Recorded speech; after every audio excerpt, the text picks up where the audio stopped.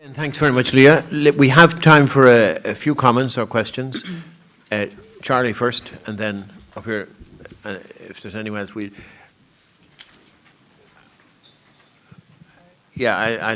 Hi, Catherine, Charlie but Flanagan. okay.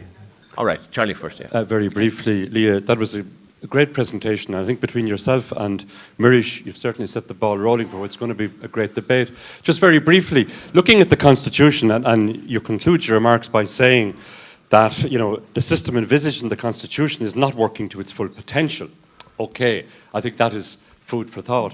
One interesting aspect of the constitutional provisions relating to how we do our business is in relation to the Ceann Comhairle, a position as chairman that I feel is most underrated. And if there is going to be any meaningful Dáil reform, that position must be centre stage. The Constitution mentions the chairman or Ceann Comhairle twice, but significantly it doesn't refer to its powers. And I'm wondering, would there be merit in introducing a constitutional change that will enshrine the basic fundamental power or indeed recognise the importance of the position of the Ceann Comhairle as Speaker as independent arbiter of business, of guardian of the member, somebody who can actually drive or ensure the balance between the Parliament on the one hand and the overreaching, overarching, all-powerful government on the other.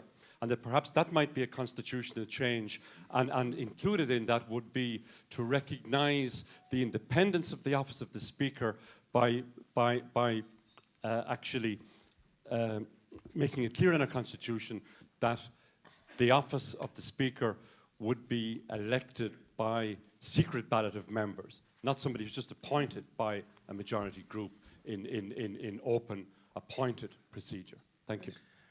Okay, thanks, Charlie. Catherine, and then Angus, and then we're going to go to responses. I'll be really brief. Just the idea of, you mentioned committees, and the idea of a week of committees every month, perhaps.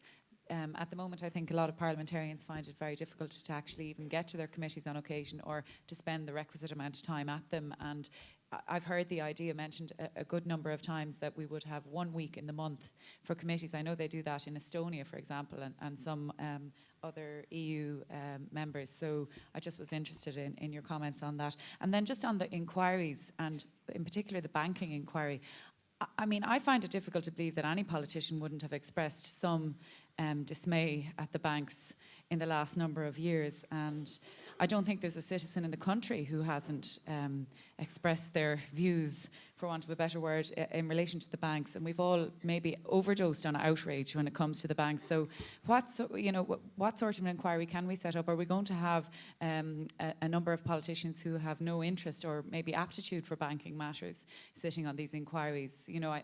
I think there might be a slight danger of that. Thanks. Thanks, Catherine. Angus. Just three very brief bits of information. One, you mentioned the parliamentary questions. There is a change now where TDs have the right to appeal if the decision isn't given, and it's been used quite well, where you now, if the minister or the officials who put the answer together don't give the required information, that you can appeal to the Ceann Comhairle, and it's given a bit more power to the Ceann Comhairle, and it's been used quite well by TDs to elicit the information that should be available. Also, there has been a substantial increase in the last 2 years in terms of the legislation that's been produced by the private members, that's opposition and government backbenchers, and I think that's been a useful change. We haven't seen the full effect of it because government has been reluctant to take on board the legislation, but there has been debates on quite a variety of issues on the Friday morning sittings in particular. The final one is just a question for yourself, because we are a constitutional convention, and one of the restrictions on TDs in the constitution is if you're in opposition, basically, that you cannot initiate money bills which would be a charge on the people. And that's a restriction in itself, but it's also reflected in the standing orders further that we cannot even make or put amendments which would be a charge on the Exchequer or a charge, even if those amendments are positive or practical changes. We as opposition, TDs in particular, find that very frustrating, and it means it limits the debate on legislation, changes that you might require, even if it is to the advantage of the government. So sometimes you have to try and persuade the minister to take it on board themselves and submit an amendment, which if a bill is being rushed, it means it's not going to happen. Thank you. Lia, thank you. Okay, I'll take those 3 sets of questions then. Just first in response to Charlie, in relation to the Office of the Count Gorla, I actually think that's an excellent suggestion. The notion that you might somehow put a bit more detail in the Constitution about what the Count Gorla is meant to do, and in particular the hallmark of his independence. So I do think that's something we could look at a bit more. In relation to the secret ballot, the position there, I suppose, is a little ambiguous in the moment, insofar as some people would say that the current Constitution implicitly expects there to be an open ballot on the Count Gorla. So it doesn't exactly say that, but it does kind of say that decisions in the Dáil are meant to be taken by members present and voting. And you could say that that tends to suggest that it shouldn't be a secret ballot, but that's kind of open to debate. But certainly that's the view that's taken in the standing orders, as you know. But I suppose the only question then would be in relation to sort of the perceived transparency and confidence, public confidence in the office. Some people might suggest that if you had a secret ballot, that they mightn't necessarily trust the whole election process as much. But it's an interesting point, and we can maybe look at later. In relation to Catherine's questions there, the first about committees, I think that's a really good idea. I mean, the Constitution only puts a very bare minimum for the Oireachtas meeting, a few times a year or whatever. And in fact, it doesn't set any ground rules for how often it has to meet, or it doesn't even mention committees, as I said. So that's something that could be done within the current set of rules. And in relation to the banking inquiry, I mean, that's a very good point. I think all of the members who would be sitting on the banking inquiry would have to look at their public record and have to trawl through what they actually said in public before they satisfied themselves that they could sit on that inquiry, and that can be quite tedious. It seems like a very extreme imposition on politicians, as I said, but on the other hand, it's understandable as well that the right to a good name under the Constitution must mean as well that before somebody is publicly blamed for something by a group of politicians, that they could have some confidence anyway that the politicians hadn't already made up their mind about it. So it is a difficult one.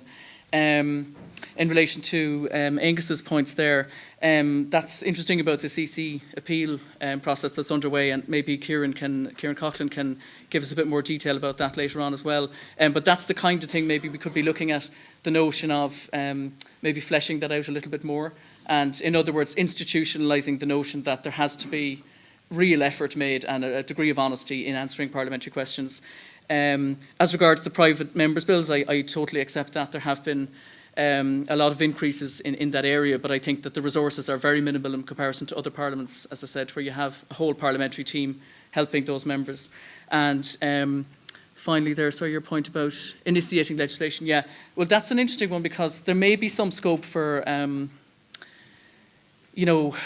more in debate and so on for members making suggestions like that. Like, I mean, you have the constitutional rules where the government really does have the upper hand in kind of initiating financial legislation, and then the standing orders go into more detail there, where they say every kind of such suggestion has to be initiated by a member for the government. But on the other hand, there's certainly a scope there for maybe recommendations being made by deputies, and then they in turn could be formally initiated by the government. I don't know, something we can maybe look at in the afternoon.